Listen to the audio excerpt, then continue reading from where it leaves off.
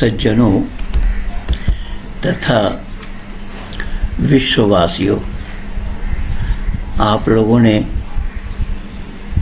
देखा और सुना 2 भाग जिसका मैं बना करके आप लोगों को दिया हूँ। आज तीसरा भाग बनाने की तैयारी में हूँ और आप लोगों ने ये भी देखा कि चतुर्वेदी मैं नहीं कह रहा हूँ, इसकी जो वीडियो है उसके नीचे इन्होंने ही लिख रखा है चतुर्वेदी, CHUTURVEDI लिखा है चतुर्वेदी। तो ये चतुर्वेदी के वक्तव्य को आप लोगों ने सुना है, जो सत्य से कोसों दूर है।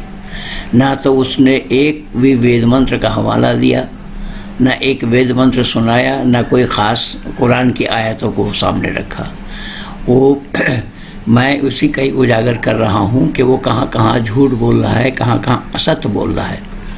मेरा उद्देश्य किसी को चिढ़ाने का नहीं है, मेरा उद्देश्य किसी का दिल दुखाने का भी नहीं है। मेरा उद्देश्य केवल और केवल सत्य और असत्य को जानना है। सत्य क्या है और असत्य क्या है, सत्य कहाँ है और झूठ कहाँ है, सत्य किनके पास है और झूठ कौन बोल रहा है, उसी की पड़ताल मैं मानव समाज के सामने प्रस्तुत कर रहा हूँ। इसीलिए मैंने बहुत बार कहा है कि उन्जुर इला मा क़ाला वला तंजुर इला मन क़ाला, कि मैं कौन कह रहा हूँ मुझे न देखें, मैं क्या कह रहा हूँ उस पर विचार करें। ऋषि दयानंद ने भी यही किया है। ऋषि दयानंद के भी मंतव्य यही है कि मैं कौन कह रहा हूँ, मैं कौन बोल रहा हूँ उसको न देखो, मैं जो बोल रहा हूँ उस पर विचार करो, चिंतन और मनन करो कहाँ तक सही है। इसलिए मैं भी वही बात आप लोगों के सामने रख रहा हूँ। कई लोगों के फ़ोन आते हैं तो आप तो खिलाफ़ बोलते हैं, कुरान के ख़िलाफ़ बोलते, इस्लाम के ख़िलाफ़ बोलते हैं। भाइयों, मैं सही बता रहा हूँ, मैं किसी के ख़िलाफ़ बोलता नहीं हूँ, ना किसी के ख़िलाफ़ बोलने का मेरा उद्देश्य है। मेरा उद्देश्य केवल सत्य का प्रतिपादन करना है। अगर आपको खिलाफ़ लग रहा है, पर मैं जो बोल रहा हूँ उस पर चिंतन करें कि मैं क्या बोल रहा हूँ, कहाँ से बोल रहा हूँ। अगर मैं झूठ बोल रहा हूँ, अगर मैं कुरान से प्रमाण नहीं दे रहा हूँ, गलत बयानी कर रहा हूँ, तब तो मैं दोषी हूँ। अगर जो मैं बोल रहा हूँ वो कुरान में है तो मुझ पर क्यों दोष लगा रहे हैं। अरे सत्यार्थ प्रकाश केस तो दिल्ली हाई कोर्ट से जीता इसी प्रमाण के कारण कि ऋषि दयानंद ने जो सत्यार्थ प्रकाश में प्रमाण दिया है वो मूल ग्रंथ में देखिए। अगर मूल ग्रंथ में है तो इस पर क्यों दोष लगा रहे हैं। मूल ग्रंथ से आप हटा दीजिए तो ये बैठ जाएंगे, अपने आप ही चुप हो जाएंगे, कोई बोल ही नहीं पाएगा। इसीलिए मैं निवेदन कर रहा हूँ, जो मैं बोल रहा हूँ उसको देखिए, वहाँ पर ढूंढिए, जहाँ से मैं हवाला दिया हूँ उसको ढूंढिए। अब आप लोग देख रहे हैं कि ये पुनर्जन्म पर बोला, पुनर्जन्म नहीं होता, जबकि मैं पुनर्जन्म का हवाला दिया हूँ। कुरान से 3 जगह से दिया हूँ, एक जगह और भी बोल रहा हूँ। यहाँ जब इस्लाम वाले मर जाते हैं, मर जाने के बाद जब लोग कब्रिस्तान ले जाते हैं तो कब्रिस्तान जो लोग पहुँचते हैं उनको दफनाने के लिए तो कब्र में सुलाया गया। कब्र में सुलाने के वो सुलाते समय यही कहा जाएगा, बिस्मिल्लाह फ़ी सबीलिल्लाह व अला मिल्लति रसूलिल्लाह, ये शब्द कहकर सुलाया गया और बीच में लकड़ी पट्टा ये सब रख दिया। फिर उसके बाद मिट्टी डाल करके करेंगे। जो लोग जाएंगे उनको कम से कम 3 बार मिट्टी डालना पड़ेगा, 3 बार मिट्टी उस कब्र के अंदर में छोड़ना पड़ेगा। वो क्या कह के छोड़ते हैं, मिनहा खलकनकुम व फ़ीहा नुईदुकुम व मिनहा नुखरिजुकुम तारतन उखरा। मिट्टी से बने थे, मिट्टी में जा मिलो, फिर मिट्टी से बनना है। इसको पुनर्जन्म नहीं तो और क्या कहेंगे। रही बात वैदिक मान्यता यही है, अवश्य में भोक्तव्यम कृतम कर्म शुभाशुभम, अवश्य ही भोगना है कि ये कर्मों का फल शुभ और अशुभ। तो शुभ अशुभ कर्मों के फल को भोगने के लिए ही जीवात्मा धरती पर आता है और ये धरती को छोड़ करके, दुनिया को छोड़ करके कर्म फल भोगने के लिए अलग कोई स्थान नहीं है। इसीलिए मानव अपने किए हुए कर्मों के अनुसार ही धरती पर भोगने के लिए आते हैं। अब माँ के पेट से कोई अंधा बच्चा पैदा हुआ, वो किसकी गलती है। और यहाँ कुरान वालों की मान्यता वो अल्लाह की मर्ज़ी है, अल्लाह ने चाहा तो उसका आँख छीन लिया। अरे अल्लाह का यही काम है, किसी का आँख छीनना, किसी का कान छीनना, हाथ पाँव छीनना। वो किए हुए कर्म यही है, इसको ही किए हुए कर्म कहा जाता है। तो कुरान भी कह रहा है मा असाबक मिन हसनतिन फमिनल्लाह व मा असाबक मिन सय्यतिन फमिन नफ्सिक व अरसलनाका लिन्नासि रसूलन व कफ़ा बिल्लाहि शहीदा। ऐ इंसान, तुझे जो कोई खुशहाली पेश आती है वो महज अल्लाह की तरफ से है, तुझे जो कोई बदहाली पेश आती है वो तेरे काम के सबब से है। गोया अल्लाह काफ़ी है। तो अल्लाह खुद कह रहा है इस बात को। अब जो ना मानने की सच्चाई को जो स्वीकार नहीं करे, तो सच्चाई को इस्लाम ने स्वीकार कब किया है? मैं कुरान से ही बता दूंगा कि इन्होंने सच्चाई को कब कब स्वीकार नहीं किया। अब देखिए आगे ये क्या बोल रहे हैं।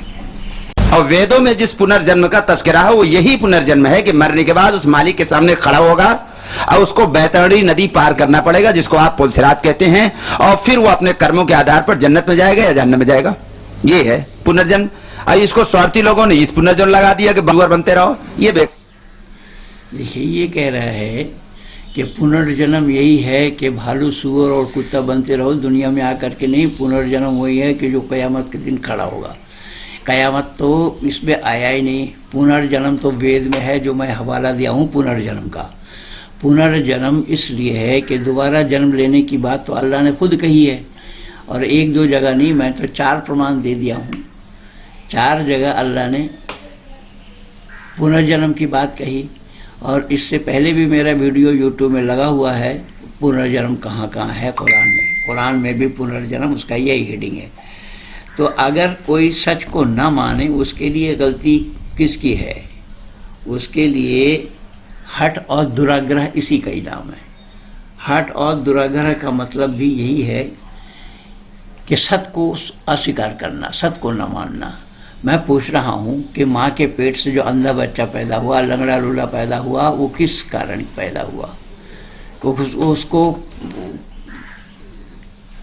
क्यों अपने अंग से उसको वंचित होना पड़ा? अंग भंग क्यों हुआ उसका? तो यही तो है किए हुए कर्मों का फल। अवश्य में भुक्तव्यम कृतम कर्म शुभाशुभम, इसी का ही नाम है। वो किए हुए कर्मों के फल को भोगने के लिए ही धरती पर आया है। धरती पर आता है जीवात्मा इसी कर्म को भोगने के लिए। और ये जितने भी योनियां हैं, तो ये जानता नहीं है उस वनस्पति के लिए कि वनस्पति पहले है या हम पहले हैं। ये वनस्पति उसकी भी एक योनि है, उसको स्थावर योनि कहा गया है। जो वनस्पति हैं वो योनि है, और वो कर्म के अनुसार ही उस योनि में वो आया। मैं पूछता हूँ मौलाना चतुर्वेदी, जरा ये बताओ, जैसे मानव समाज में भी 3 क्वालिटी है, स्त्रीलिंग, पुल्लिंग और नपुंसकलिंग, जिसको तुम हिजड़ा कहते हो। और देखा होगा दिल्ली के हर रेड लाइट पर ये छक्का पंजा या ताली पीट रहे हैं। तो वो उसका जन्म क्यों और कैसे हुआ? क्या सिद्धांत है? क्या कुरान की क्या मान्यता? अल्लाह क्या फरमा रहे हैं? वो नपुंसकलिंग में जो आया वो क्यों आया, कैसे आया? यही किए हुए कर्मों का फल है। इसीलिए वेद में आया है कि मानव जीवन तब मिलता है जब वो पाप और पुण्य दोनों बराबर हो जाता है। और उसमें थोड़ा सा ज़्यादा पुण्य की मात्रा अगर ज़्यादा है तो पुरुष, पुण्य थोड़ा सा मात्रा कम है तो स्त्री, और उससे भी पुण्य की मात्रा अगर न्यून हो, कम हो, तो नपुंसकलिंग, जिसको हिजड़ा बोलते हो। ये तो कर्म यहीं दिखाई दे रहा है। तो इसके बावजूद भी अगर तुम नहीं मानते हो तो मत मानो। हम कौन सा तुम्हारे गले में रस्सी डाल रहे हैं कि ज़बरदस्ती मनवाने के लिए? मत मानो। लेकिन सत्य को अस्वीकार करना ये मानवता से परे की बात है। इसीलिए हम मानव तभी कहलाएंगे जब सत्य को स्वीकार करेंगे। सत्य का धारण, असत्य का परित्याग, ये है मानवता। इसीलिए इस सच्चाई को तुम जानते नहीं हो, आओ सच्चाई के नज़दीक आओ। क्यों? हम मानव कहलाने के हकदार तब बनेंगे जब हम सत्य को स्वीकार करेंगे। और सत्य को तुम डिनाई कर रहे हो। दुनिया वालों को चाहिए सत्य को स्वीकार करना और असत्य को परित्याग करना, पर दुनिया वालों ने असत्य को अपने गले में लगा रखा है। 1-2 असत्य नहीं, कुरान भरा पड़ा है, कहाँ कहाँ असत्य है, क्या क्या है। मैं थोड़ा बहुत प्रमाण दे रहा हूँ, और देखिए ये क्या बोल रहे हैं। एक आपकी बात है। एनेक्स में ऊपर लाइब्रेरी से कोई सवाल हो तो करें। अस्सलाम वालेकुम। वालेकुम अस्सलाम। मौलाना, ये इल्मी सतह पर हिंदुओं में जैसे हमने कहा कि भाई रूह का जो मसला है इस्लाम में, तो हम ये कहते हैं कि भाई इंसान की रूह जो है वो अब्दियत के दर्जे में आती है और अल्लाह की ज़ात उससे मावरा है। और हिंदुओं में इल्मी सतह पर ये बहस बहुत चलती है कि आत्मा और ईश्वर एक है। तो इसका क्या जवाब है उनके यहाँ और हमारे यहाँ? क्या ये फर्क है हमारे में? कुरान ने कहा कि रूह खुदा का अम्र है, और जब खुदा ने अपना अम्र आपके जिस्म के अंदर से उठा लिया तो आपका जिस्म बेजान और मुर्दा हो गया। तो ये सही है कि आपके जिस्म को मौत आई, रूह को मौत नहीं आई। और हिंदुओं के यहाँ ये है, वो भी यही मानते हैं कि जो ये शरीर है ये बेजान है, लेकिन रूह जो है, आत्मा जो है, वो मरती नहीं है। लेकिन यहाँ उस शब्दों के जंगल में भटकते हुए यहाँ तक पहुंच जाते हैं कि रूह को बराह रास्त खुदा ही मान लेते हैं। ये गलत है। और उस गलती की वजह यह है कि उन्होंने जहां देखा चमत्कार वहीं कर लिया नमस्कार। समझ रहे ना आप? एक लंबी तफसील है। ये जो आपकी बात है, ये शब्द बिल्कुल गलत है। वैदिक सिद्धांत में इसमें कुछ लोगों का ख्याल है कि ईश्वर, प्रकृति और जीव ये तीनों अलग चीज़ हैं वेद के आधार पर। लेकिन इस आत्मा को अगर परमात्मा माने तो ये गलत है। अहम ब्रह्म अस्मि शब्द गलत है कि मैं ब्रह्म हूँ। अगर मैं ब्रह्म हूँ पर ब्रह्म को ढूंढूंगा क्यों? अगर यह रूह उस परमात्मा का अंश है, बताते हैं ईश्वर अंश जीव अविनाशी, तो ईश्वर है क्या जिसका अंश निकाला है? वो ठोस है, तरल है या गैस है? जिसके अंश निकालेंगे, इन तीन दशा में अंश का निकाला जाना संभव होगा। ये तीनों में से वो नहीं है। और परमात्मा का अंश अगर जीवात्मा है तो जीवात्मा में जो गुण है वही गुण होना चाहिए। परमात्मा में जो गुण है वही गुण जीवात्मा में होना चाहिए, लेकिन नहीं है। परमात्मा सृष्टि की रचना करता है और मनुष्य के अंदर में एक मक्खी का टांग तैयार करने के लिए भी क्षमता नहीं है, तो एक कैसा हो जाएगा? ये वेद इसीलिए मना किया है। ये मान्यता अलग है। लेकिन कुरान की मान्यता क्या है उसको तो आपने बोला नहीं। पर रूह जो है अल्लाह ने कहाँ से बनाया? रूह अल्लाह को बनाने का किस चीज़ से, कौन सा रॉ मटेरियल है जिससे रूह बनती है और बनाए जाते हैं? अल्लाह ने आदम के अंदर में रूह डाल दिया। आदम को तैयार करके आदम में रूह डाल दिया। अय्युहा रूह उदखुल फी हादिहिल जसद, ये कहा कि अल्लाह को रूह मिला कहाँ से? किस चीज़ से बनाई अल्लाह ने रूह? इस रूह की मान्यता क्या है? कुरान के आधार पर, इस्लाम के आधार पर रूह को बनाया कैसे जाता है? अल्लाह को भी तो मालूम नहीं है कि रूह किस चीज़ से बनती है, रॉ मटेरियल क्या है, किसको रूह कहा गया है। जबकि रूह बनाने की चीज़ नहीं है, वो बना है। रूह अनादि है। ये कुरान नहीं जानता, इस्लाम नहीं जानता इसको। अब देखिए, आप लोग देख रहे हैं इसके जो कार्यक्रम चल रहा है ये IRF वाला का ही है, इस्लामिक रिसर्च फाउंडेशन। ये अब उसका डॉक्टर जाकिर नाइक के संगठन का ही है। और डॉक्टर जाकिर नाइक के संगठन भारत में बैंड है, लेकिन ये कैसे उसका इस्तेमाल करते हैं ये मैं नहीं समझ पाया। और डॉक्टर जाकिर नाइक जैसा ही पढ़ा लिखा जाहिल है, उसके पास भी एक सवाल का जवाब नहीं है। और ये भी इसी तरीके से बोल रहे हैं, इनके पास एक सवाल का भी जवाब ये नहीं दे पाएंगे। और मेरी खुली चुनौती है, मैं चुनौती एक बार नहीं, ऐसे हज़ारों बार मैं चुनौती दे रखा हूँ इन 37 वर्षों के दरमियान में। आए इस सच्चाई को लेकर के आए, जो वो बोल रहे हैं उसी को ही लेकर के आए ना। ये इसी को ही लेकर के आए कि अल्लाह ने रूह पैदा की, अल्लाह ने रूह पैदा करके डाला। अल्लाह ने रूह कहाँ से पैदा की, किस चीज़ से पैदा की और कैसी डाली? क्या प्राण प्रतिष्ठा करना? ये तो पौराणिक हिंदू में देखा जाता है, ब्राह्मणों में। अल्लाह भी प्राण प्रतिष्ठा कर रहे हैं। तो या अय्युहा रूह उदखुल फी हादिहिल जसद, जो आदम में डाला है। रूह की तो मौत नहीं है, रूह मरती नहीं है, अनादि है। और परमात्मा भी अनादि है। जब परमात्मा अनादि है और जीवात्मा अनादि है और प्रकृति भी अनादि है। मैं कल बोला भी, आगे देखिए और क्या बोल रहा है। रूह और आत्मा का, इस पर तो इतनी मोटी मोटी किताबें उनके यहाँ लिखी जा चुकी है, इतना उन्होंने बहस किया है, इसमें इतने नुकात और बारीकियां उन्होंने पेश की है कि अगर ये पूरी तफसीलात सुनाऊं तो ये बंबई जहां टाइम इज मनी का नारा लगाया जाता है, ये पूरा मजमा भी चीख उठेगा। इसलिए इस टॉपिक को तो आप यहीं छोड़ दीजिए। बस इतना ये है कि जो कुरान कहता है वही सही है कि रूह खुदा का एक अम्र है और जिस्म को मौत आती है, रूह को मौत नहीं आती। अब यहाँ से एक सवाल होगा। देखिए, इसमें ऐसा है, इसमें कुरान की मान्यता क्या है कि जिस्म को मौत, यानी शरीर में शरीर की मौत होती है, रूह की नहीं। तो ये तो वैदिक मान्यता यही है कि रूह अनादि है, यही तो कहा गया है। तो रूह मरती नहीं है। तो ये बताओ कि रूह को निकाल कर अल्लाह ने, यहाँ तो इस्लाम की मान्यता तुम्हारी है कि वो इल्लीन और सिज्जीन दो जगह है, नेकी और बदी करने वालों के रूह को वहाँ पर कैद कर दिया जाता है। और वो कैद कर दिया जाता है, तो फिर ये नए नए रूह जो जन्म ले रहे हैं, वो नए नए रूह अल्लाह पैदा कर रहे हैं। जो अल्लाह ने पैदा किया था वो तो इल्लीन और सिज्जीन में जमा हो गया, और ये जो अभी जन्म ले रहे हैं, तो क्या अल्लाह नए नए रूह पैदा कर रहे हैं? और रूह पैदा करने के लिए जब आजन्मा है, तुम खुद कह रहे हो कि रूह की मौत नहीं है, तो रूह की जब मौत नहीं है तो ये पैदा हो रहा है, तो ये नए जन्म ले रहे हैं क्या? खुद नहीं जवाब दे पाओगे चतुर्वेदी। आगे सुनिए क्या बोल रहे हैं। हाँ, इस तरफ दें। अस्सलाम वालेकुम। वालेकुम अस्सलाम। चतुर्वेदी के माने क्या होते हैं, और आप? जी जी, ठीक, बहुत अच्छा, वेरी गुड। चतुर्वेदी, अच्छा हुआ आपने पूछ लिया। बड़ौदा में किसी ने अपनी कैसेट बेचने के लिए पंडित अब्दुल्ला चतुर्वेदी लिख दिया था। अच्छा हुआ आपने पूछ लिया, नहीं आप भी कैसेट बेचने के लिए ऐसा कुछ कर देते।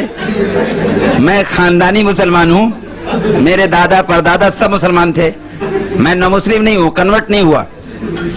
चतुर्वेदी पंडितों में कास्ट है, ये सही है, द्विवेदी भी होते हैं, त्रिवेदी भी होते हैं, लेकिन यहाँ चतुर्वेदी से मुराद ये है ऋग्वेद, यजुर्वेद, सामवेद, अथर्ववेद हिंदुओं की 4 मुकद्दस ग्रंथ हैं, जिसको ईश्वरी ग्रंथ कहते हैं। चूंकि उस ग्रंथ के बहुत सारे रेफरेंस मैं अपनी तकरीर में दिया करता हूं, इसलिए पब्लिक ने अपने जलसे की शान बढ़ाने के लिए अपने पंपलेट में चतुर्वेदी लिख दिया, वरना मैंने चतुर्वेदी कहने के लिए किसी को फीस नहीं दिया था, मैं कहता भी नहीं। वो लोग चतुर्वेदी के नाम से मुझे फेमस कर दिए, ये इतनी सी बात है। देखिए, इन्होंने खुद स्वीकार किया है कि चतुर्वेदी लोगों ने लिख दिया है। और ये देखिए, एक इन्होंने मजाक बनाया कि किसी ने कैसेट बेचने के लिए अब्दुल्ला चतुर्वेदी लिखा। भाई, तेरे नाम से अब्दुल्ला चतुर्वेदी लिखा है, कैसेट बेचने के लिए वो क्यों लिखेगा? तेरे व्याख्यान को जो जिसने रिकॉर्डिंग की होगी, तो उसने तेरे नाम के साथ अब्दुल्ला चतुर्वेदी लिखा हुआ है, इसीलिए उसने लिखा। तो उसकी क्या गलती है जो अपना कैसेट बेचने के, तू जो मजाक बना रहा है उसको? तेरे पास जवाब है नहीं। तू कह रहा है कि ऋग्वेद, यजुर्वेद, सामवेद, अथर्ववेद, ठीक है, ऋग्वेद, सामवेद, यजुर्वेद, अथर्ववेद, तो ये 4 वेद तो है, वेद 4 है, तो उस चतुर्वेदी का क्या तात्पर्य है? ये तो जानता नहीं, इसको बोला भी नहीं है, और ये बोल रहा है चतुर्वेदी है, त्रिवेदी है, द्विवेदी है। और जो एक वेद जानता है उसको क्या कहा जाता है, उसको तुझे मालूम ही नहीं है। अगर तू जन्मजात मुसलमान है, तेरा बाप मुसलमान, तेरा दादा मुसलमान थे, तो फिर इस्लाम वाले तेरे नाम से अब्दुल्ला चतुर्वेदी लिख करके जो प्रचार कर रहे हैं, तो हिंदू समाज में ये दर्शा रहे हैं कि देखो हमारे यहाँ पर भी 4 वेद का जानने वाला है। अब मैं दावा के साथ कह रहा हूँ कि 2 वीडियो मैं बना चुका हूँ, ये तीसरा है। अब तक एक भी वेद मंत्र तू सुना नहीं पाया। अब तो चतुर्वेदी जाकर लोगों ने कह दिया तू कौआ है, तो कुछ तो कौआ बन जाएगा। चतुर्वेदी किसी ने कह दिया तो तू चतुर्वेदी बन जाएगा। तो उसका मना करता, उसको लोगों ने कह दिया, अभी भी ढोते फिर रहा है, कब कहा पता नहीं। और जिस वेद का वो तू जानता नहीं है, जिस वेद को तूने छू करके भी नहीं देखा, एक भी वेद मंत्र का हवाला तूने नहीं दिया, ना कोई कुरान की आयत तूने पढ़ी। तो जब इस तरीके से आप झूठ बोल रहे हैं इतना जनता जनार्दनों के बीच, और ये लोग जो तमाशबीन है ना, ये लोग तमाशा करने के लिए, तमाशा देखने के लिए, क्योंकि ये सब तमाशबीन है, ये तमाशा देखने के लिए ही तुमसे ये सब सुनना चाहते हैं। ये सब झूठ का पुलिंदा है। सत्य जो जानता है, सच्चाई का प्रतिपादन जहाँ होता है, विद्वानों के सामने आकर के बोलो, तब पता चलेगा। इसीलिए विद्वानों के सामने आने के डर से तो तुम्हारा उस्ताद जाकिर नाइक भी भागा हुआ है, तुम्हारा IRF का चिन्ह लगा हुआ है, इसमें देख रहा हूँ भाई, आज तो वो भी भागा हुआ है। उसने 3 बार समय दे करके पीछे भागा है।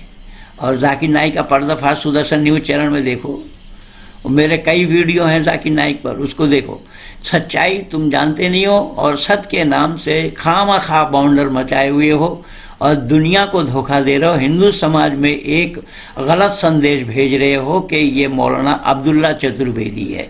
अब्दुल्ला चतुर्वेदी के मौलाना अब्दुल्ला 4 वेद का जानने वाला है। जो 4 वेद को जानता है उसका नाम चतुर्वेदी होता है, और जो 3 वेद को जानता है उसका नाम त्रिवेदी होता है। जो 2 वेद को जानता है उसका द्विवेदी होता है। जो 1 वेद को जानता है उसका श्रोत्रिय होता है। तुम्हें ये अकल ही नहीं है, तुम जानते ही नहीं हो, और बकवास किए जा रहे हो। अगर किसी ने कह दिया और कौवा कान ले गया, तुम कौवे के पीछे भागोगे, तुम्हें स्पष्टीकरण नहीं देना चाहिए कान में हाथ लगा के कि भाई मुझे चतुर्वेदी मत कहो, मैं चतुर्वेदी नहीं हूँ। तुम उसका खंडन आज तक नहीं किया और उसी को ढो रहे हो। और किसी ने बोला तो ये हिंदुओं को बताने के लिए, इसका मतलब हिंदुओं को तुम बरगलाना चाहते हो, हिंदुओं को धोखा देना चाहते हो कि हिंदू समाज में या अब्दुल्ला चतुर्वेदी ये नाम जाए तो हिंदू लोग ये सोचेंगे अरे बाप रे बाप, ये तो मौलाना 4 वेद का जानने वाला है। और मैं दावा के साथ कह रहा हूँ, चुनौती दे रहा हूँ, खाता नहीं खोलने दूंगा मैं, खाता नहीं खोल पाओगे, याद रखना। आगे सुनिए ये क्या क्या बोल रहा है झूठ। जी साइबर कैफे से। अस्सलाम वालेकुम। हिंदुओं में मुर्दे जलाने का रिवाज पहले से है या बाद में शुरू? ये बाद में हुआ शुरू। शमशान घाट, शमशान के माने लेटने की जगह। लफ्ज शमशान ही इस बात पर दलालत पेश करता है कि पहले उनके यहाँ दफनाया जाता था, बाद में जलाने की प्रथा इन्होंने शुरू की। अब मेडिकल पॉइंट से भी जलाने की प्रथा में नुकसान है और दफन करने की प्रथा में फायदे हैं। देखिए, इसने बोला कि दफनाने की प्रथा थी पहले, बाद में ये दाह संस्कार की प्रथा आई है। ये बिल्कुल कोरा झूठ है, ये जानता ही नहीं है। दाह संस्कार की प्रथा आदि सृष्टि से ही है, दफनाने की प्रथा नहीं है। और जो दफनाने की प्रथा तुम बतला रहे हो, उस दफनाने की परिपाटी तो अल्लाह को भी ज्ञान नहीं था, अल्लाह ने कौवे से सिखाया। इंसान को कहाँ से आया? अल्लाह ने कौवे से इंसान को ज्ञान दिया है। अरे चुल्लू भर पानी में डूब मरो, तुम लोग ये सच्चाई से कोसों दूर हो, जानते नहीं हो। अगर दफनाने की परिपाटी है पहले से ही तुम कह रहे हो, तो मैं पूछता हूँ कि चीन में इस्लाम की क्या दशा है? चीन में दफनाने की परिपाटी है या दफनाया जाना मना है? वहाँ मुसलमानों को जलाया जाता है कि नहीं, और जलाया जा रहा है कि नहीं? क्या उसका विरोध कभी किया है चतुर्वेदी? नहीं किए, नहीं कर पाए। तो दफनाने से जगह गिरेंगे, यही तो कारण बना कि ये खाते भारत के हैं, भारत के अंजल से पलते हैं, खुद अपने बाल बच्चों का परवरिश करते हैं और मरने के बाद भी ज़मीन चेक करके जाते हैं और फिर कहते हैं कि हम मरने के बाद भी हम यहीं रहते हैं। अरे मरने के बाद तो यहाँ क्या रहेगा? तो उसी मरने के बाद भी तो अरबी को ढो रहा है। तेरी संस्कृति तो अरबी का है, तो खुद कह रहा है इस बात को। इस्लाम गवाह है कि मरने के बाद भी ज़ुबान अरबी हो जाएंगी। इसीलिए दाह संस्कार कराने में और दफनाने में दोष क्या है? दफनाने में मुर्दा सड़ गल करके वहाँ गंदगी पैदा होगी और कई बार जानवर उस कब्र को खोदते हैं, मुर्दा बाहर आ जाता है, मुर्दा वहाँ सड़ा हुआ गंध निकलता है, चारों तरफ रोग फैलता है, बीमारी फैलती है। और दाह संस्कार कराने में तो वो साथ साथ वो सब समाप्त हो जाता है, वायुमंडल में वितरण हो जाता है। ये साइंटिफिक कॉज है, इसको देख, साइंस ने इसका समर्थन किया है। ये अकल नाम की कोई चीज़ नहीं है तेरे पास, तो केवल हिंदुओं को चिढ़ाने के लिए ये सारा कह रहा है। और इन मुसलमान तो ये पहले से अकल पर दखल देते नहीं है और उन बेअकल लोगों को तू अकल दे रहा है। तो उन बेअकल लोगों में अपने को अटकलबाजी सिखा रहा है, बतला रहा है। अकलमंद लोगों के सामने बैठ करके बोले तब ना पता लगेगा। ये तो सब बेअकल है। अब कहाँ बेअकल है, मैं कुरान से ही प्रमाण दे दूंगा। आज ये तीसरे भाग में मैं कुरान से ही प्रमाण दे दूंगा कि बेअकल क्यों और कैसे है। अब यहाँ से एक सवाल होगा, इधर दें आप माइक। अब्दुल्ला भाई, आपने जो अखिली दलील पेश की थी जिस तरह की बीवी को शेयर करने की, जी, तो उस कौम को हम कैसे पेश करते हैं जो जिसमें द्रौपदी का जिक्र मौजूद है और जिसको पांडव ऑलरेडी शेयर कर चुके हैं? वो असल में उनके यहाँ जहाँ इस किस्म की बात फंसती है, हरि कथा अनंता कह के आगे निकल जाते हैं कि ये तो उस मालिक की लीला है, उसकी कथा अनंत है, इसको आप नहीं समझ सकते, आम लोगों के लिए ये रूल नहीं है। वो तो श्री कृष्ण जी के भक्त है, इसलिए उनके लिए वो एक बात ऐसी जुबान से निकल गई कि जो आई है बांट लो। अब वो कुंती जी के मुंह से निकल गया, इसलिए वो पांचों ने उसको संभोग किया, वरना आम लोगों के लिए ये रूल नहीं है। ये उनकी तावीलात हैं। तावीलात कितने अंबार उनके यहाँ हैं कि दुनिया में कहीं नहीं मिलेंगे। इसलिए आपको वो खुद ही चुप कर देंगे कि हमारे यहाँ मजहबी रूल नहीं हो, तो किसी एक के लिए ऐसा हो गया, ठीक है। तो वो खुद ये बात तो मानते हैं कि एक पत्नी के साथ दूसरा आदमी नहीं रह सकता, ये उनके रूल में दूसरी जगह लिखा हुआ मौजूद है। मेरी अगर लाइब्रेरी बहुत दूर है यहाँ से, नहीं तो मैं आपको कोट करके दिखा देता कि देखो फला चैप्टर के अंदर उनके यहाँ ये है कि एक पति जो है वो अपनी पत्नी को दूसरे के साथ देखना गवारा नहीं करेगा। इनके यहाँ थी कूट बहुत सारी जगहों पे लिखा हुआ है, लिहाजा ये प्रूफ खुद कभी नहीं पेश करेंगे कि साहब एक द्रौपदी और 5 पांडव, ये प्रूफ वो खुद ही कभी नहीं पेश करेंगे। ये शब्द ही गलत है। द्रौपदी के 5 पति नहीं थे। मेरे गुरुजी ठाकुर अमर सिंह जी, अमर स्वामी जी इनका नाम था, उन्होंने पुस्तक लिखी है। कौन कहता है द्रौपदी के 5 पति थे? द्रौपदी के 5 पति नहीं थे। ये कह रहा है कि कुंती ने बोला बांट के खाओ। कुंती देखी नहीं थी, अंदाजा कहता वो शरीफा समझ रही थी कि आप बांट के खाओ। ये बिल्कुल बेतुकी बातें हैं। कुंती देखी नहीं थी। द्रौपदी की शादी युधिष्ठिर से हुई थी। युधिष्ठिर की पत्नी थी कुंती। वैदिक संस्कृति में ये आरोप लगना संभव नहीं है, बल्कि तुम तो हलाले के बाद क्या उस पत्नी के साथ, महिला के साथ क्या दुर्व्यवहार करते खुद देखो अपने को। और द्रौपदी के 5 पति थे। अगर तुम्हारी मान्यता है तो मैं चुनौती दे रहा हूँ, आओ सामने आओ, डिबेट करते हैं। हम दुनिया वालों को भी बताते हैं कि सच क्या है और झूठ क्या है। तुम जो कह रहे हो वो सच है या मैं जो हवाला दे रहा हूँ वो सच है? कौन कहता है द्रौपदी के 5 पति थे? उस पर मैं सारा प्रमाण इकट्ठा करके दूंगा कि द्रौपदी के 5 पति नहीं थे। द्रौपदी की शादी हुई थी युधिष्ठिर से। युधिष्ठिर की पत्नी थी द्रौपदी। क्योंकि भले ही अर्जुन ने मछली के आँख को तीर का निशान लगाया होगा, पर वैदिक संस्कृति में बड़े भाई की अगर शादी न हुई हो तो छोटे की शादी नहीं होती है। इसीलिए अर्जुन ने राजा द्रौपद को कहा कि मेरे बड़े भाई की शादी नहीं हुई है, लिहाजा मैं शादी नहीं कर सकता, शादी मेरे बड़े भाई के साथ होना है। ये बातें हैं। अगर तुम जान रहे हो सच्चाई तो आओ, मैं खुली चुनौती दे रहा हूँ। चतुर्वेदी आओ, सामने आओ।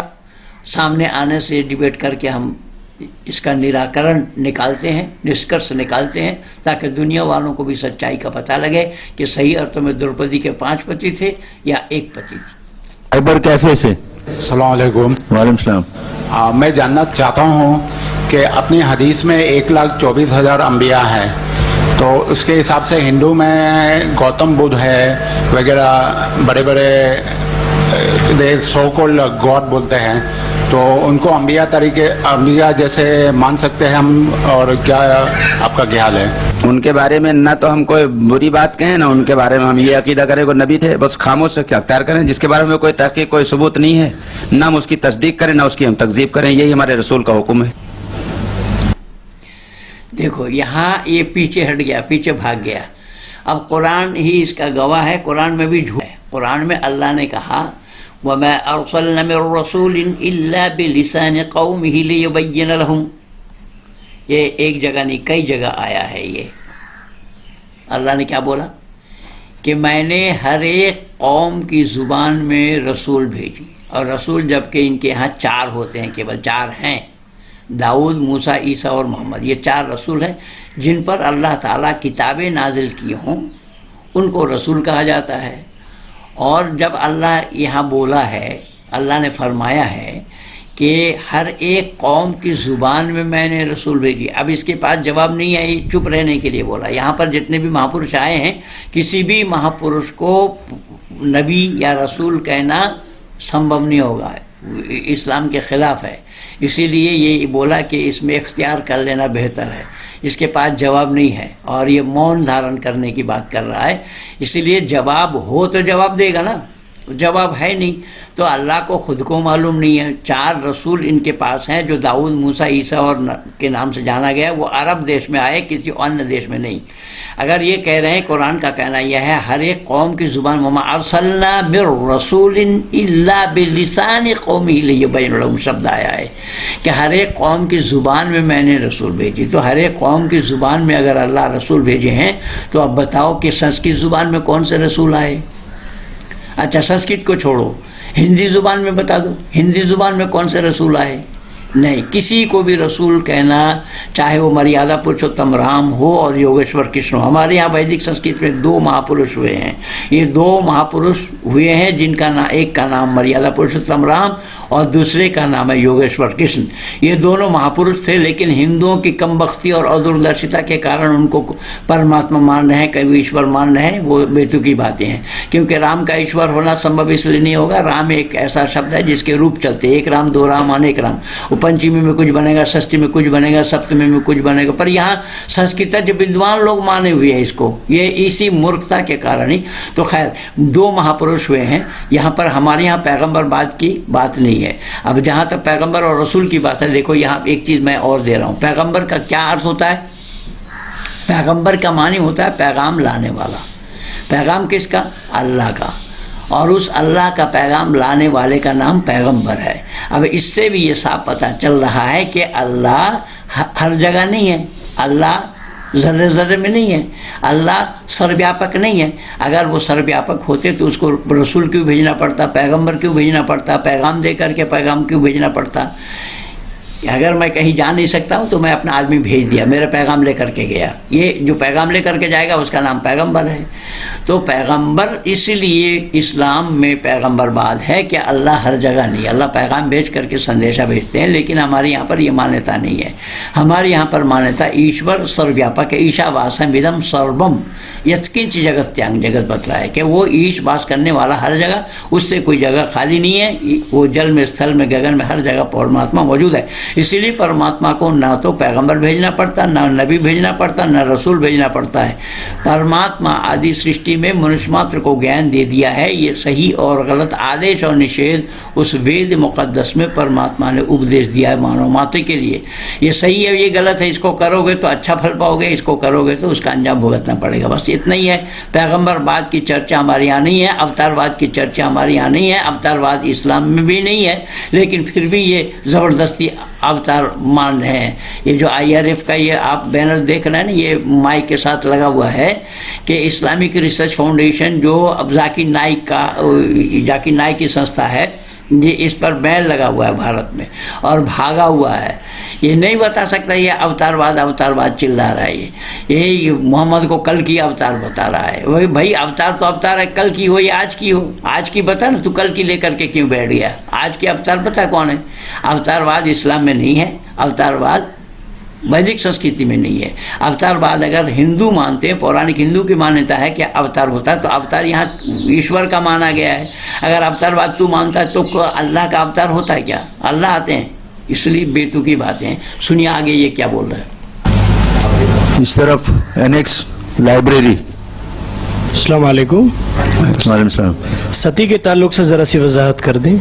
जी। हिंदुओं में एक रस्म है सती, जी। शौहर के मरने के बाद बीवी भी उसी जगह पर अपनी जान दे देती है। जी। इसके ताल्लुक से जरा वजाहत कर दें। भाई एक जुल्म है, एक अन्याय है, अंधविश्वास है, इसमें क्या वजाहत करनी है? इसको बाद में खत्म कर दिया गया, अभी भी कहीं कहीं बाकी है। ये तो एक अंधेर नगरी थी। जैसे उन्होंने अपने फिका में लिखा, उनकी फिका का नाम मनुस्मृति है, उसमें लिखा उन्होंने कि वेद को हमारे अलावा कोई दूसरा अगर पढ़ ले तो उसकी जबान काट डाली जाए, और सुन ले तो उसके कान में पिघला हुआ शीशा डाल दिया जाए। और ये रूल उन्होंने अपनी फिका में इसलिए लिखा ताकि मेरी बदमाशी और मक्कारी का राज फाश ना होने पाए। तो ऐसी चीजों, देखिए ये कितना गलत बयानी कर रहा है। मनुस्मृति ये शब्द कहीं भी नहीं है, ये तो शंकराचार्य के वाक्य हैं। मनुस्मृति ये क्यों आने जाएगा कि वेद पढ़ ले तो शीशा पिघाल कर कान में डालो, पढ़ ले तो जुबान काट लो, ये विधि नहीं है। ये शंकराचार्य की अपनी मनमानी बातें हैं। मनुस्मृति में स्त्री ब्रह्मा बहुविता शब्द आया वेद में। मनुस्मृति आया यत्र नारी अस्तु पूज्यन्ते रमन्ते तत्र देवता।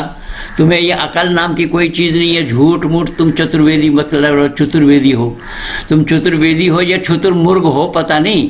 तुम्हें मनुस्मृति के बारे में भी पता नहीं है। जो मनुस्मृति हमारा मंतिक है, बता हमारे कानून की किताब है, तो कानून की किताब है, उसमें तो यत्र नार्यस्तु पूज्यन्ते रमन्ते तत्र देवता बताया गया है। रही बात सती की, सती प्रथा वेद में नहीं है। सती प्रथा वेद में सर्वथा मना है।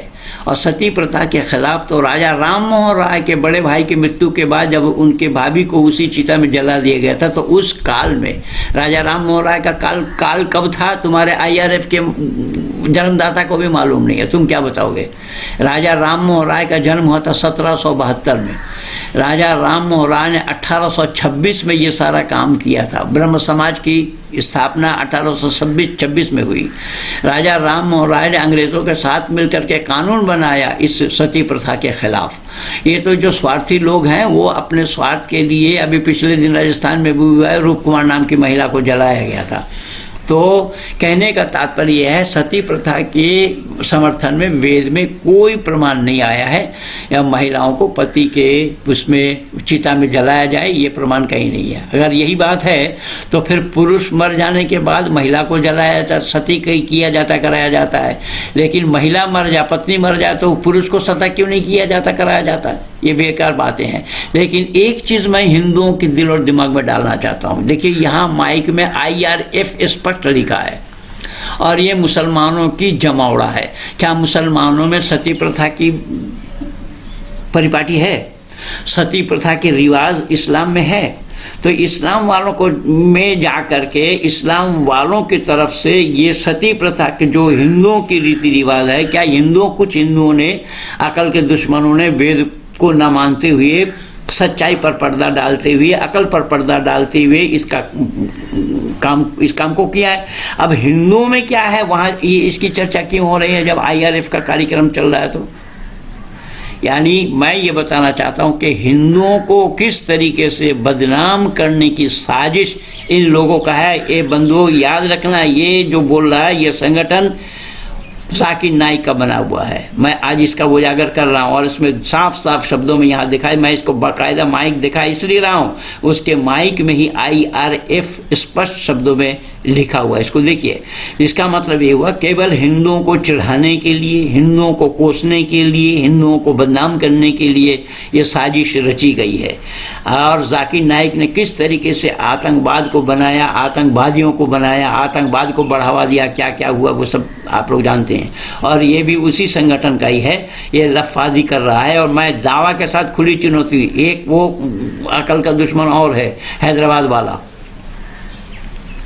इलियास, उसको भी मैं खुली चुनौती दे रखा हूँ। वो कह रहा है कि मैं जाकिर नाइक का बेटा हूँ, और बेटा है, अब तेरा बाप तो भागा हुआ है, आज तक सामने नहीं आ पाया। बाप को भी ले आ सामने, तब पता लगेगा कि तेरा बाप जानता है या तू जानता है। मैं निवेदन कर रहा हूँ, ये उसी संगठन का है। इसीलिए हिंदुओं को चिढ़ाने के लिए, हिंदुओं में क्या रीति रिवाज है, जब तुम मुसलमान उसको मानते नहीं हो तो उसकी चर्चा वहाँ करने का क्या मतलब है? इस्लाम की मान्यता नहीं है, हिंदू की मान्यता क्या है, उसको इस्लाम वालों के बीच में उसकी चर्चा करने का क्या मतलब? हिंदू क्या मानता है सती प्रथा के लिए? तो ये बेकार और फजूल की बातें कर रहा है, हिंदुओं को चिढ़ाने के लिए, हिंदुओं को मूर्ख बनाने के लिए, हिंदुओं पर आक्षेप कर रहा है ये। इसलिए ध्यान से सुनिएगा, ध्यान से देखिएगा कि ये जाकिर नाइक का ही मंच है।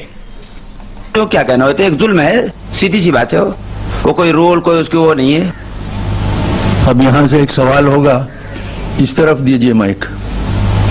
अस्सलाम वालेकुम। वालेकुम अस्सलाम रहमतुल्लाह। आपने हिंदुओं के कई फिरके बताए जी। उन फिरकों में क्या जो सनातन धर्म है वो सबसे ऊपर पोजीशन रखता है, और जो इनके जो 4 वर्ण है, ब्राह्मण, वैष्णव, क्षत्रिय और शूद्र, ये इसकी क्या डिटेल है? क्या इसकी कोई?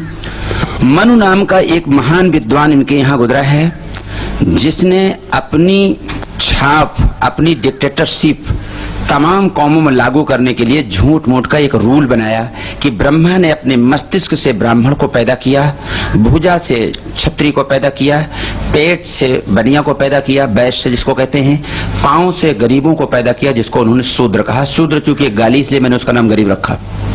ये एक मनगढ़ंत सोची समझी उसकी स्कीम थी। अगर ऐसा मान लिया जाए थोड़ी देर के लिए कि ब्रह्मा ने इन 4 को ही बनाया, तो वर्ल्ड में सबसे ज्यादा क्रिश्चियन है, ये कहां से आया? और अकल ये कहती है कि जो चीज पहले बनती है वो ज्यादा होना चाहिए, जो चीज बाद में आती है कम होना चाहिए। जब सबसे पहले ब्रह्मा ने ब्राह्मण को बनाया तो दुनिया में सबसे कम क्यों है? अकलियत में क्यों है? माइनॉरिटी में क्यों है? फिर दूसरे नंबर पर वर्ड में मुस्लिम है, ये कहां से आया? फिर यहूदी कहां से आया? पारसी कहां से आया? सिख कहां से आया? तो ये एक सोची समझी झूठी स्कीम थी इनकी। इनके यहाँ चाणक्य एक बहुत बड़ा पॉलिटिकल गुजरा, उसने लिखा कि झूठा ही लिया, झूठा ही दिया, झूठा ही ओढ़ा, झूठे बिछावा। ये वहां की अवधि जबान है, इसको आप नहीं समझेंगे। मतलब उसका कहने का मतलब ये है कि झूठ ही को ओढ़ना बिछौना बना लो। और आज भी दुनिया का दस्तूर है कि झूठ इतना बोलो, इतना बोलो, इतना बोलो कि सच हो जाए। ठीक है भाई, झूठ तो तू ही बोल रहा है। तू जो मनुस्मृति का हवाला दे रहा है, मनुस्मृति है नहीं, ये वेद मंत्र है। वहाँ शब्द क्या आया उसको भी तो जानता नहीं है। चतुर्वेदी है, उसमें शब्द क्या आया? उसमें शब्द आया है ब्रह्मानस्स मुखम आसीत, अर्थात ब्राह्मण समाज के मुख है। यह ब्रह्मा के मुख से पैदा हुआ, यह शब्द ही नहीं है। तू अकल का दुश्मन है, तू जानता नहीं है। जो मनुस्मृति कह रहा है वो वेद मंत्र है। तो वहाँ जो वेद मंत्र आया है उसमें शब्द आया है ब्रह्मानस्स मुखम आसीत। ब्राह्मण समाज के मुख हैं। मुख माने होता है अगुआ, प्रतिनिधित्व करने वाला, मानव समाज का प्रतिनिधित्व करने वाला ब्राह्मण है। ब्राह्मण उसको कहा जाता है ब्रह्मा जानाति स ब्राह्मण, जो ब्रह्म को जानता है उसका नाम ब्राह्मण है। तो जो ब्रह्म को जानेगा, ब्रह्म के बारे में तो वही बताएगा। ब्रह्म के बारे में जो जानता नहीं है वो कैसे बताएगा, किस तरीके से बता पाएगा? मैं छोटा सा एक उदाहरण दे रहा हूँ, यद्यपि लंबा हो जाएगा, क्या करें, कुछ प्रमाण देना तो बहुत ज़रूरी है। हमारे यहाँ पर 4 वर्ण बताया गया है। वर्ण 4 हैं जो और कहीं नहीं है दुनिया में, और दुनिया वाले जानते भी नहीं है कि ये ब्रह्म वर्ण क्या है, कैसे है। यहाँ पर वर्ण 4 बतलाए गए हैं। बस एक मनगणन चीज थी इसमें सब। जो ब्राह्मण, क्षत्रिय, वैश्य और शूद्र ये वर्ण है, न कि जाति। वर्ण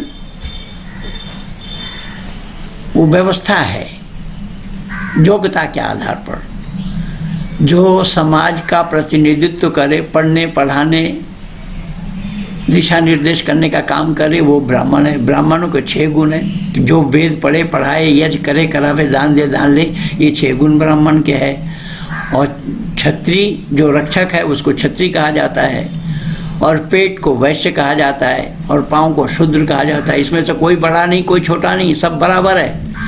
इसमें बहुत सारा वीडियो मेरा भी लगा हुआ है पहले से ही। पाँव को शूद्र बतलाया गया है, लेकिन पाँव को भेजे बिना पंडित को ले जाया जाना संभव नहीं है। ये अलग विषय है, मैं इसके ऊपर एक अलग से वीडियो बना करके दूंगा। यद्यपि बना हुआ है मेरा कि हमारे पास 4 है, हमारे पास 4 क्या है उस पर वीडियो मेरा बना हुआ है। ब्राह्मण, क्षत्रिय, वैश्य और शूद्र, ये 4 जो है वो 4 वेद है। वर्ण व्यवस्था 4 है, आश्रम व्यवस्था 4 है, और इस तरीके से उसका वीडियो मेरा बना हुआ है। तो ये जानता नहीं है, इसने मनु का हवाला दिया। ये मनुस्मृति बोला। मनुस्मृति में जो हमारा आचार संहिता है उसका जबकि ये वेद मंत्र है। तो वेद मंत्र क्या है, ये चतुर्वेदी होकर के भी उसको नहीं बता पाया। तो वहाँ पर शब्द ही गलत है। वहाँ पर शब्द आए ब्रह्मानस्स मुखम आसीत, अर्थात ब्राह्मण समाज के मुख हैं, समाज के अखुआ हैं, प्रतिनिधित्व करने वाले हैं। इसीलिए ये झूठी लफाजी कर रहे हैं इन मुसलमानों के बीच में बैठ करके, जबकि इसके साथ इस्लाम का कोई ताल्लुक नहीं है, कोई सरोकार नहीं है। अब इस्लाम का सरोकार होता हुआ शिया और सुन्नी के बड़े, मैं सब छोड़ करके मैं शिया और सुन्नी के लिए बोल रहा हूँ कि शिया क्या सुन्नी वालों मस्जिद में नमाज पढ़ सकता है? नहीं, कभी नहीं। केवल इतना ही नहीं, ये शिया सुन्नियों को कब्रिस्तान में दफना सकता है? नहीं, कभी नहीं। तो पहले अपने घर को संभालना, तो दूसरे के लिए क्या बोल रहा है भाई? दूसरे के लिए तो क्या कह रहा है, दूसरे की तरफ उंगली उठा रहा है। तो अपने को संभाल, पर शिया सुन्नी का मसला ही हल कर ले पहले। जो इसके ऐसे ही बहुत है। मैं पूछना चाहता हूँ अकल के दुश्मन, जरा ये बता, हसन और हसन को किसने मारा था? कोई RSS वाला गया था क्या वहाँ पर? कोई विश्व हिंदू परिषद वाला ने जा करके मारा था क्या है? हसन और हसन को किसने मारा था? हजरत मोहम्मद साहब के नवासे को। इसलिए मेरे सामने खाता ना खोल पाया है आज तक कोई। और तेरा बाप तो भाग रखा है तेरे मेरे से, मेरे डर के। सुदर्शन न्यूज़ चैनल देख ले, वहाँ पर जाकिर नाइक का पर्दाफाश। तो क्या बकवास करने लगा यहाँ पर? इसके लिए सुनिया और क्या बोला, क्या झूठ का पुलिंदा लेकर के ये बैठे हैं। सच्चाई कुछ नहीं है। साइबर कैफे से सवाल हो तो करें। अस्सलाम वालेकुम वरहमतुल्लाहि वबरकातुहू। वालेकुम अस्सलाम। ये भविष्य पुराण या और किसी उपनिषद में मोहम्मद सल्लल्लाहु अलैहि वसल्लम को डिफाइन किया है जहाँ पर वर्ड मलिच्छा आया है? मलेच्छा। मलेच्छा। नहीं, मिलेच्छ तो नहीं आया। महारुस्थल निलंगन छेदी तो आया है कि रेतीले मैदान में पैदा होंगे और खतना कराने वाले। निलंगन छेदी के मतलब खतना करने वाला, ये तो मौजूद है। मिलेच्छ लफ्ज नहीं आया। देखिए, अब इन पूछना चाहता हूँ इन अकल के दुश्मनों से, इसीलिए कई बार मेरी जुबान खराब होती है कि इन लोगों से मैं पूछता हूँ कि इन इस्लाम वालों में इसका क्या तात्पर्य है। अच्छा, फिर दूसरी बात है कि ये पुराणों के बारे उपनिषद भी बोल नहीं पाया, वो उपनिषद भी बोल नहीं पा रहा, ये भी हवाला नहीं दे पा रहा है। अब ये शब्द कहीं भी नहीं आया वेद में और पुराणों में और किसी भी ग्रंथ में मोहम्मद का नाम नहीं है। अब वेद में आने का तो सवाल पैदा नहीं हुआ, तो मैं इस पर बहुत वीडियो लगा हुआ है मेरा। वेद का वाह नहीं, जो वाह नहीं जानता है वो वेद का प्रवचन कर रहा है। अब यहाँ वेद में मोहम्मद का नाम क्यों आएगा? वेद में किसी व्यक्ति विशेष के नाम की चर्चा नहीं है, वेद में किसी व्यक्ति विशेष का नाम का उल्लेख नहीं है, किसी का वंशावली नहीं है, और कुरान तो वंशावली है सब। तो मैं निवेदन कर रहा हूँ कि वेद में अगर मोहम्मद का नाम है, अगर जाकिर नाइक भी बोला है, जाकिर नाइक को मैं इसमें घेरा था कि अगर ये बोल रहा है कि वेद में मोहम्मद का नाम है, तो वेद में मोहम्मद का नाम है तो उस वेद को देखेंगे तो वेद दुनिया की लाइब्रेरी में सबसे पहली पुस्तक वेद बताया जाता है, और उस वेद में मोहम्मद का नाम आया है जब कुरान का जन्म भी नहीं हुआ था। तो वेद में मोहम्मद का नाम आया तो उस वेद को पकड़ लेना चाहिए, कुरान का क्यों ढोरा फिर?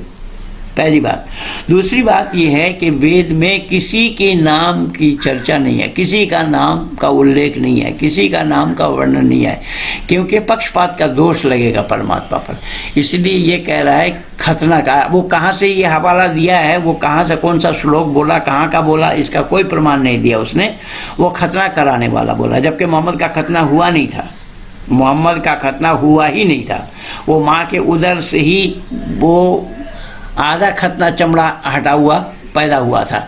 ये इसको अनेक प्रमाण हैं, वो तो मैं इनकी किताबों से भी प्रमाण दे दूंगा। तो मैं निवेदन कर रहा हूँ कि ये जो छेदी शब्द बोल रहा है, ये छेदी है या सुराकी है, ये तो वही जाने, लेकिन कहीं का हवाला ये नहीं दे पाया और ना दिया है। तो ये बेतुकी बातों को केवल हिंदुओं को चढ़ाने के लिए या चिढ़ाने के लिए, हिंदुओं को अपमानित करने के लिए ये सब शब्द जाल इन लोगों का ये बिछा हुआ है, सब जाल बिछा रहे हैं। ये सच्चाई से कोसों दूर है, सच्चाई को ये जानता ही नहीं है। आगे मिलेच्छ तो ये बाद में यहाँ के कुछ मुतासिब लोगों के देन है। मिलेच्छ कोई भविष्य पुराण की चीज नहीं है। एनेक्स लाइब्रेरी की तरफ से हो। अस्सलाम वालेकुम। वालेकुम अस्सलाम। जैसे हम कुरान की हिफाजत करते हैं, कुरान के औराक अगर कहीं गिरे रहते हैं तो उसको उठा के चुनने लगते हैं या रख देते हैं सही से जी। इसी तरह से कई और किताबों, गैर मजहब की किताबों की क्या हम हिफाजत करें या नहीं करें? देखिए, इल्म जो है उसकी कद्र करनी चाहिए। मतलब ये कोई अखबार भी है, अगर नीचे पड़ा हुआ है उसको उठा के आप रख दीजिए तो ये तो अच्छी बात है, उसको गंदगी में न फेंकिए, ये तो अच्छी बात है। इल्म की कदर करनी चाहिए। रसूल अकरम सल्लल्लाहु अलैहि वसल्लम से इसके सबूत मौजूद हैं। एक मरतबा आप सल्लल्लाहु अलैहि वसल्लम एक अर्थी जा रही थी, आप खड़े हो गए, लोगों ने कहा अल्लाह के नबी तो गैर मुस्लिम के अर्थी है, मुसलमान का जनाजा थोड़ा है। अल्लाह के नबी के तेवर बदल गए, फरमाया इंसान तो है। ऐसे हर इल्म की कदर करनी चाहिए। नाकदरी की और नफरत की तो कहीं इस्लाम में गुंजाइश ही नहीं है। अब यहाँ से एक देखिए, ये इल्म की बात कर रहा है, जबकि इल्म इस्लाम में तालबुल इल्म फरीज़तुन अला कुल्लि मुस्लिमिन वल मुस्लिमा, ये शब्द आया हदीस के अंदर में। बुखारी का पहला हदीस यही है कि इन्नमा आमालु बिन्नियत, यह हर एक चीज़ का दारो मदार नियत पर है। उसी बुखारी शरीफ के हदीस में ही आया है इल्म के बारे में कि हर एक मुसलमान मर्द और औरत को इल्म सीखना फ़र्ज है। तो इल्म एक तो इस्लामी इल्म को छोड़कर, अरबी इल्म को छोड़ करके, मदरसा वाला इल्म को छोड़ करके किसी और को इल्म माना नहीं है, पहली बात। दूसरी बात यह है कि कुरान की हिफाजत, तो कुरान की हिफाजत ये लोग क्या करेंगे? अल्लाह ने तो खुद कहा नहनु नज़्ज़लना ज़िक्र व इन्ना लहू लहाफ़िज़ून, कि कुरान का नाजिल करने वाला मैं हूँ, क्या हिफाजत करने वाला मैं हूँ। जब हिफाजत करने वाला अल्लाह ठेकेदार हैं, अल्लाह ने ठेका ले रखा है, तो किसी और की हिफाजत करने के लिए बात कहाँ है? रही बात को कहीं इल्म की कदर करना, कोई कहीं पढ़ा हुआ है तो वो अच्छी बात है कि कोई भी अक्षर लिखा हुआ है, कोई भी हो, ये ठीक है, मैं भी इसका समर्थन करता हूँ कि उसको उसकी हिफाजत करनी चाहिए, ये अच्छी बात है। आगे सुनिए क्या बोल रहा है। एक सवाल होगा, उस तरफ दें जी। अस्सलाम वालेकुम वरहमतुल्लाहि वबरकातुहू। वालेकुम अस्सलाम। हिंदू मजहब के अंदर जो लोग जिसकी मौत हो जाती है वो शमशान घाट उसको लेकर के जाते हैं जी। तो उनकी किताबों में क्या ये लिखा है कि उससे कोई उसका मकसद होता हो कि जला दे तो उनको अजाब न हो, और अगर मुर्दे को जलाया जाता है तो क्या उस मुर्दे को उस वक्त तकलीफ होती है या नहीं होती है, उसके बारे में गीता से मुताल्लिक कुछ तफसील। उनका ये तासुर है कि जिसको जला दिया जाता है, जला करके उसकी खाक खास तौर से गंगा नदी के हवाले कर दिया जाता है, तो उसकी पितृ को संतुष्टता मिल जाती है, यानी उसकी आत्मा को, उसकी रूह को सुकून मिल जाता है और उसको मुक्ति मिल जाती है। ये उनका ख्याल है। लेकिन मोहतरम, इससे पहले आप एक बात ये जान लीजिए कि ये जो मजहब है, इस मजहब में पंडित जवाहरलाल नेहरू की ज़बानी एक बात बता दूं कि सच्चाई नाम की कोई चीज़ नहीं है, सिर्फ इनकी अपनी मन गढ़ंत तो कुछ ख्यालात हैं जिसको इन्होंने बना लिया है, और इसमें कोई सच्चाई नाम की चीज़ नहीं है। और ये देखिए, इन्होंने हिंदू मजहब कोई मजहब नहीं है, सच्चाई नाम की कोई चीज़ नहीं है, इसका प्रमाण किसका दिया? जवाहरलाल नेहरू का। जवाहरलाल नेहरू क्या वो कोई ऋषि थे? अरे मूर्ख जाहिल कहीं का। जवाहरलाल नेहरू कोई वेदज्ञ विद्वान थे, कोई पंडित थे। पंडित भले ही उनको कहा गया होगा, जो हिंदू घर में जन्म लेना एक्सीडेंटल माना है कि दुर्भाग्य से मैं हिंदू घर में जन्म लिया, जो दुर्भाग्य मान रहा है उसको तो वेद का विद्वान मान रहा है।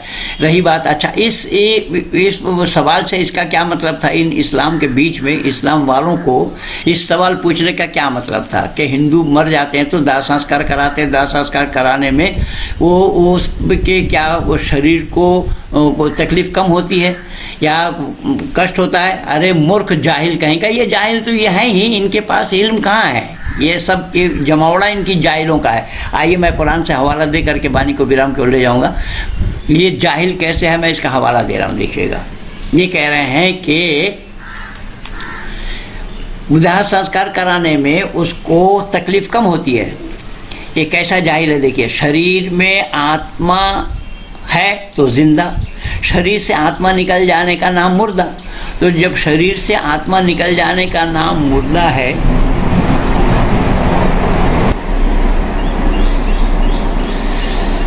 शरीर से आत्मा निकल जाने का नाम मुर्दा है, शरीर से आत्मा निकल गई तो उसको थोड़ा ही पता लग रहा है, उसको जलाया जा रहा है, काटा जा रहा है, क्या किया जा रहा है। अब इतनी सी अकल इन लोगों के पास नहीं है, क्योंकि अकल पे इनको दखल नहीं है, मना कर दिया है। ये अक्लमंद कहाँ से बनेंगे? एक छोटा सा प्रमाण मैं दे रहा हूँ, और ये भी बकवास किया है, जबकि कोई संदर्भ ही नहीं था इस सवाल को वहाँ उठाने का, फिर भी बिना संदर्भ का ये बोला है। मैं एक छोटा सा हवाला कुरान का दे रहा हूँ। अब देखिए यहाँ पर अल्लाह ने क्या कहा कि वइज़ क़ाल इब्राहीम रब्बी अरनी कैफ़ तुह्यिल मौत क़ाल अवलम तुमिन क़ाल बला वलाकिन लियत्मइन्ना क़ल्बी क़ाल फ़ख़ुज़ अर्बअत मिन अत-तैर फ़सुरहुन्ना इलैका सुम्मा जअल अला कुल्लि जबलिन मिनहुन्ना जुज़अन सुम्मा उदउहुन्ना यातिनका सअया वअलम अन्नल्लाह अज़ीज़ुल हकीम। ये अल्लाह ने जिक्र फरमाया है। यहाँ सुनिएगा, ज़रा गौर से सुनिएगा कि दिमाग इनके पास है या नहीं, ये सच है या नहीं। कुरान में ऐसे ही किस्सा भरे पड़े हैं। मैं तो पहले ही बोला हूँ, कुरान किस्सा और कहानी की किताब। यहाँ क्या बोला देखिए, और वह वाक़या भी याद करो जब इब्राहीम ने खुदा से दरख्वास्त की कि आप मरे को ज़िंदा कैसे करते हैं परवरदिगार, तो देखा कि तुम मुर्दों को कैसा ज़िंदा करते हैं। खुदा ने फरमाया क्या तुमको यकीन नहीं है? इब्राहीम ने अर्ज़ किया कि हाँ यकीन तो है, मगर मैं अपने आँख से देखना चाहता हूँ। तो अल्लाह ने क्या बोला? मेरे दिल को पूरा इत्मीनान हो जाए, ये बोला उन्होंने। तो वहाँ 4 परिंदा लेने के लिए बताया, 4 परिंदा ले लो और उसको टुकड़े टुकड़े करो और पहाड़ के ऊपर रख दो, उसका नाम लेकर के बुलाओ तो वो आ जाएगा। मैं पूछना चाहता हूँ, वहाँ 4 परिंदा क्या क्या लिए गए? तफसीर इब्न कसीर में अलग अलग करके लिखा है, और भी बहुत सारी किताबों में लिखा है। एक कबूतर, एक मोर, एक कौवा और एक मुर्गा। ये 4 लिया और 4 को काट करके एक साथ मिला दिया।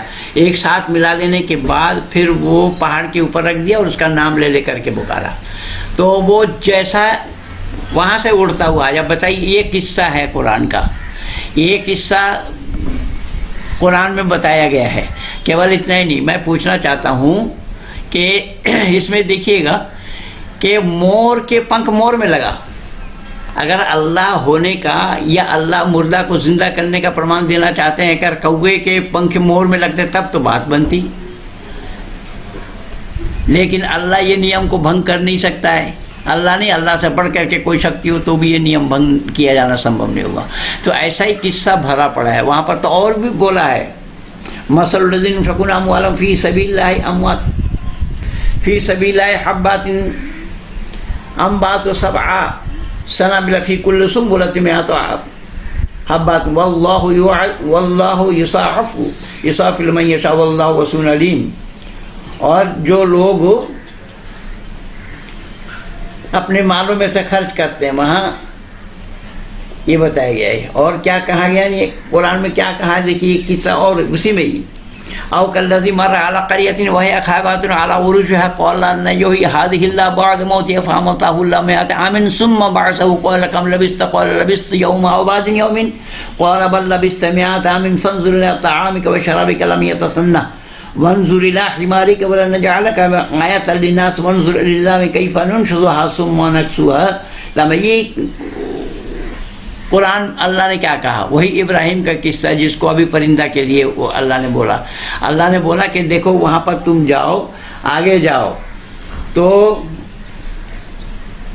आगे एक गांव पर से हो करके गुजरा और वो देखा कि सब वो लोग छत पर ओंधे पड़े थे।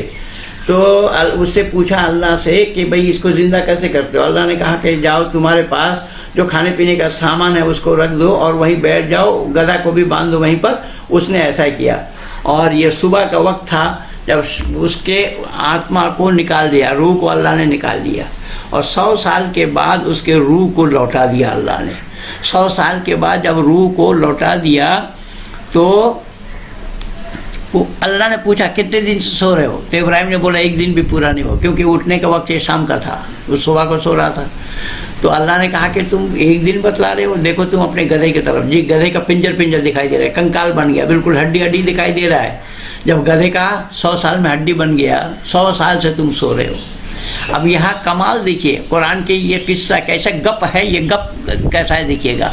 100 साल में तो कुरान की इस गप में गधे का कंकाल बन गया, लेकिन वो खाने पीने का जो सामान रखा था वो बिल्कुल तरोताज़ा रहा। अब खाने पीने का सामान को तरोताज़ा रखना या रहना ये क्यों और कैसा संभव हुआ, ये है गप कुरान का। ये गप है या गप्पा है ये तो आप लोग विचार करेंगे। लेकिन मेरा सवाल यहाँ है, मैं पूछता हूँ इस चतुर्वेदी से कि चतुर्वेदी तुम ये बताओ कि 100 साल में गधे का तो कंकाल बन गया और इब्राहिम का शरीर का कंकाल क्यों नहीं बना, और खाने पीने का जो सामान था वो बिल्कुल तरोताज़ा रहा, बिल्कुल सड़ा गला नहीं, ये क्यों और कैसा संभव हुआ। अब इस एक किस्सा से आप लोग अंदाज़ा लगा सकते हैं। ये मैं आयत ये बोला सूरह बकर का आयत नंबर 200, वो सूरह बकर का आयत नंबर 259 और 260 को। अब ये देखिएगा 259 और 260 में ये किस्सा अल्लाह ने बयान किया है। अब जो किस्सा है ये गप है, गप और गप्पा ये दोनों मिला हुआ है। अब इस तरीके की गप कुरान भरा पड़ा है और कुरान खुद कहा है, इस पर मोहर लगाया है और इसे कुरान का बखान कर रहे हैं ये लोग, जहाँ पर अक़लियत चिल्ला रहा है। दिमागी स्तर कहाँ है इन लोगों का, दिमागी संतुलन कहाँ है इतना कि ये सच माना जाएगा। कि दिमाग का संतुलन खोने पर ही इसको सच माना जाएगा कि गधा का तो 100 साल में कंकाल बन गया, पिंजर दिखाई दे रहा है, हड्डी दिखाई दे रहा है, और इब्राहिम जू का तू रहा, इब्राहिम का शरीर पिंजर क्यों नहीं हुआ, खाने पीने का सामान क्यों तरोताज़ा रहा। ये कह रहे कि यही तो अल्लाह की करामात है।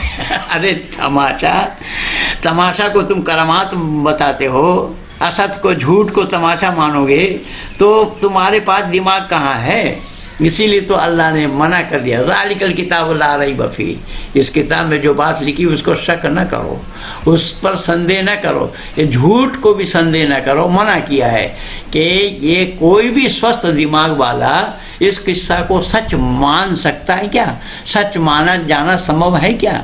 तो इसी तरीके से ये किस्सा भरा पड़ा है जिसके ये बखान ये लोग कर रहे हैं। तो मैं यहीं पर ही रोक रहा हूँ, बाकी देखेंगे। ये तीसरा भाग है, ये अब्दुल्ला चतुर्वेदी के विचारों को मैंने तीसरा भाग में आप लोगों को दिया हूँ। इस तरीके का ये इन लोगों का ये षड्यंत्र चल रहा है कि हिंदुओं को किस तरीके से वर्गलाया जाए, हिंदुओं को किस तरीके से उनकी यानी हिंदुओं में कमी ढूंढ रहे हैं, हिंदुओं के कमी को ढूंढ करके हिंदू घराने के बेटा बेटी को मुसलमान बनाने की षड्यंत्र है। इसीलिए मैं बार बार हिंदू घराने वालों को कहता हूँ कि कुरान क्या है उसको पढ़ो, उसको जानो, उसको समझो, उसको समझने का प्रयास करो कि क्या बात कही गई है, ये दिमाग से तस्लीम करने वाली बात है या नहीं। अगर दिमाग से तस्लीम करने वाली बात नहीं है फिर भी उसको धर्म कहना, उसको सच मानना, ये केवल मुसलमान बनाने का ये षड्यंत्र इन IRF वालों का है।